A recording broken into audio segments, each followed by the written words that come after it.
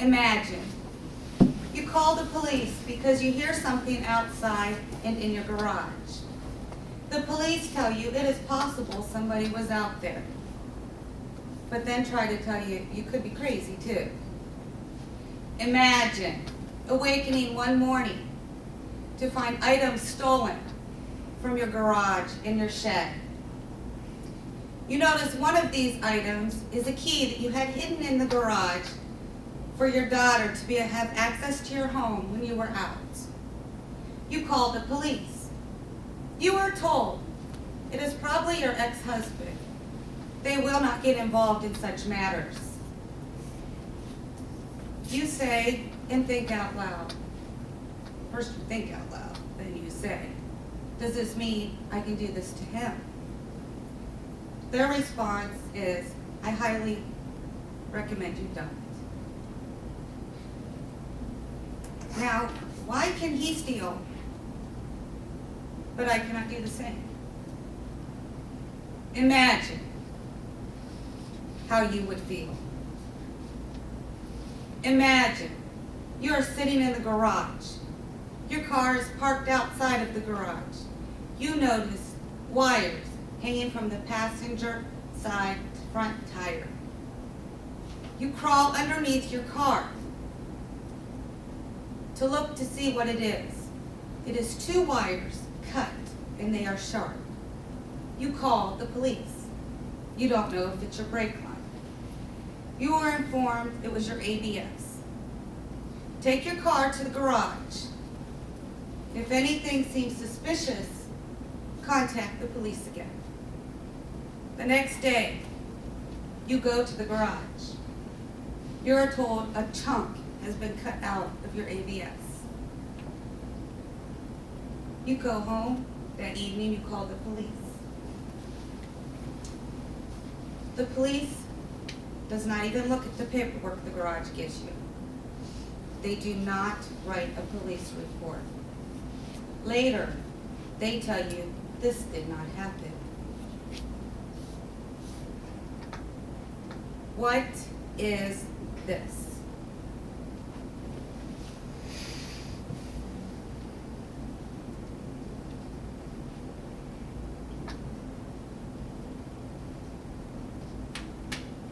Imagine how you would feel. You go to class. You're on Facebook. You're approached by 2 classmates that are on Facebook with you. They ask you if you are being stalked because they have been questioned by people they don't know that's on my Facebook. Stalked? I don't know. Imagine your ex-husband forges your name on your IRS tax return. You call the police. They say they will not get involved in such matters. You call the IRS. They tell you the same. Imagine how you would feel. You are at your parents' home. They are in Florida. It is you, your son, and your dog staying there for a couple days. They have 2.5 acres. They have the canal that lines the back border. Thicket is along the border of the property line. 6 a.m. you go to let your dog out. It is dark. It is cold. Your dog barks. You look up. A dark figure that is tall with a flashlight notices you notice them. They yell out, hey. You run into the house, frantically call the police department. They come out to check the situation. No police report. That was not considered police report worthy. And more, imagine how you would feel.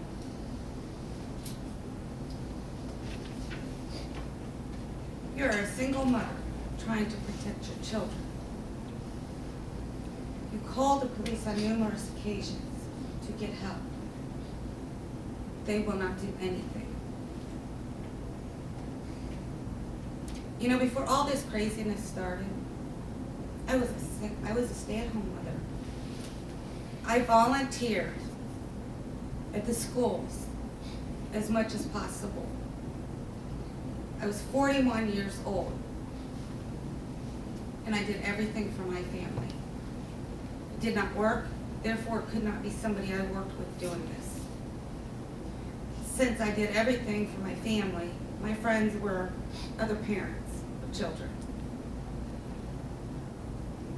How could it be so hard for the police to see that this is a strange age for all these occurrences to start happening? You know, I was just recently divorced, trying to find a job. I decided to go back to college in hopes to make things better for my children and my family. But instead, on November 30th, at 7:30 in the evening, the Uniontown Police Department knocked on my door, told me I had called them too many times. They were taking my child away because I have to be crazy to make that many calls to the police department. I was doing the dishes. My son was in the bathtub. They claim I was acting paranoid. Is it paranoid to do dishes? Is it paranoid to let your son take a bath?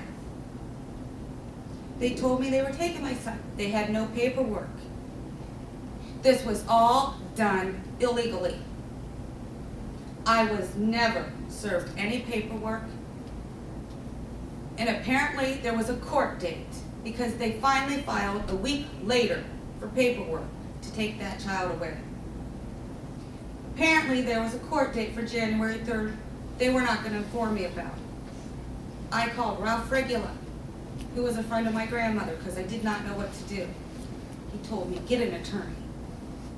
That isn't right. I called Jim Babcock because I used to work with him. He said, get an attorney. That's not right. I have no money. I'm a single mother. But I called an attorney. That is when I was told that there was paperwork that should have been served to me that was filed after, that these children were taken illegally.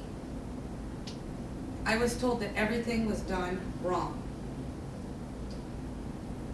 You know, despite all of this, I have decided I am going to pursue an associate. I came back to school because I took time off. I'm going to pursue my associate's degree in business. My first children's book is ready to be printed. I have 3 other children's books that I am going to publish. I am thinking about writing an adult book about my experiences. I am thinking about talking to a talk show host. And I will be going out of the county to find somebody to help me press charges against the Uniontown Police Department, because on December 10th, I was home all day. For an hour, I walked out of my home. I come home to the police standing in my apartment. Is that legal? They want to claim it is. They broke in and entered. I am going to press charges for illegally taking my son. Crazy? I don't think so. Now, after all the experiences I have experienced, imagine how I